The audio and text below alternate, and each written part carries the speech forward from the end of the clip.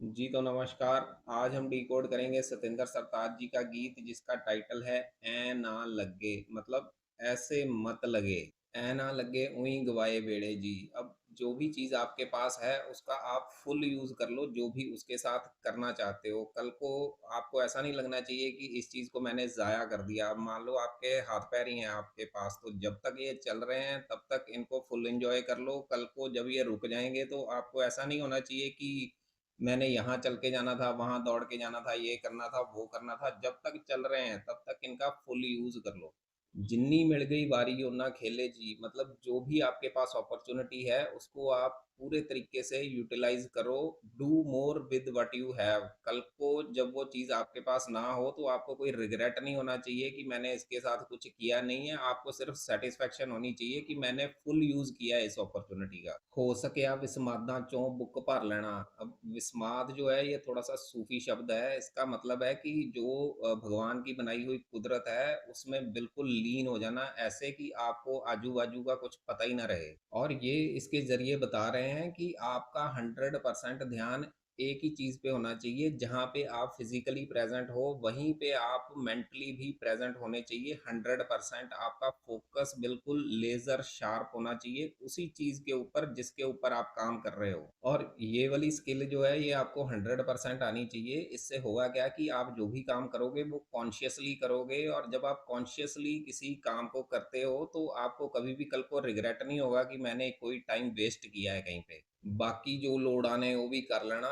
चलो जरूरी होंगे पैसे तेले भी। अब देखो हम सबको अपनी लाइफ फंड करनी है, और कई बार ऐसा टाइम भी आएगा कि हमें कुछ काम मन मार के सिर्फ पैसों के लिए करने पड़ते हैं। ये बिल्कुल ठीक है जब तक हम कुछ इलीगल या इमोरल नहीं कर रहे हैं। कुदरत वेड़े आई ता पहचान लियो, वक्त मिले ता मौसम नू भी मान लियो। अब इनका कहना है कि कुदरत को और मौसम को हमें फील करना चाहिए।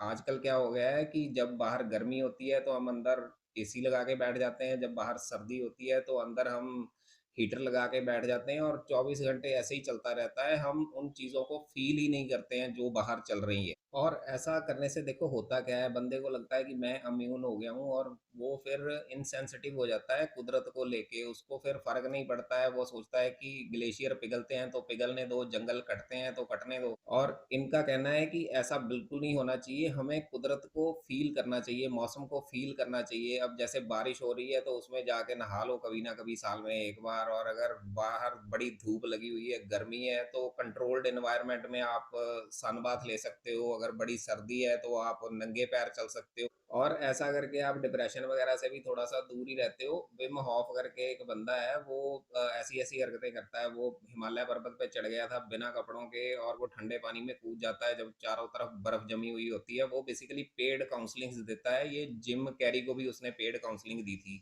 आप उसको सर्च करके देखना, बड़ा इंटरेस्टिंग करेक्टर है। लबिए जे हर गल दा तर्क ता हुंदा ही है। अब इस बात से तो मुझे ये इन्फ्लुएंसर जो शेयर मार्केट वाले हैं वही याद आते हैं। जब भी मार्केट नीचे जाता है या ऊपर जाता है तो ये आ जाते हैं शाम को अपना तर्क लेके कि हाँ इस वजह से आज ये चीज़ हुई।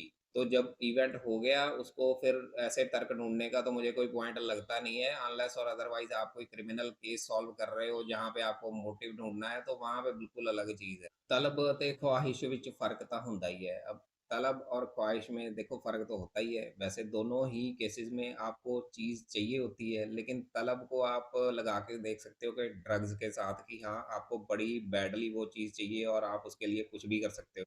और जो ख्वाहिश है उसके लिए आप वेट कर सकते हो, आपको वो चीज़ चाहिए लेकिन आप उसके लिए वेट कर सकते हो 5 दिन, 7 दिन, 10 दिन या 1 साल भी। तो जब वो चीज़ पूरी हो जाएगी तब हो जाएगी, उसके लिए कोई ऐसी मार-काट नहीं मची हुई है। तांग दियां नू मिलदे सज्जन सहेले भी। अब तांग रखना मतलब इच्छा रखना, ये तलब नहीं है। इसके लिए कोई मार-काट नहीं मची हुई है। आप इसके लिए वेट कर सकते हो, और जो वेट करते हैं उसको फिर अच्छी चीज़ मिलती है। Good things comes to those who wait. और अगर आप बड़े ही डेस्परेट हो तो फिर जो भी पहली चीज आएगी उसको आप लपक लोगे, और वहां पे हड़बड़ होती है, और हड़बड़ में होती है गड़बड़। लिश्क दियां तो पाते बारिश वर्दी दे, लिख सरताज वे गीत प्यार हमदर्दी दे। अब मेरे को लगता है कि सरताज जो है ये खुद इस चीज को प्रैक्टिस करते हैं कि 100% वो उसी मूवमेंट में प्रेजेंट रहते हैं, इसीलिए वो एहसास को कुदरत के साथ जोड़ के एक गीत लिख देते हैं। रंग दुनिया विच भर तू नवे नवेले भी। तो ये अपनी शायरी से और अपनी गीतकारी से नई तरह का रंग भर रहे हैं दुनिया में।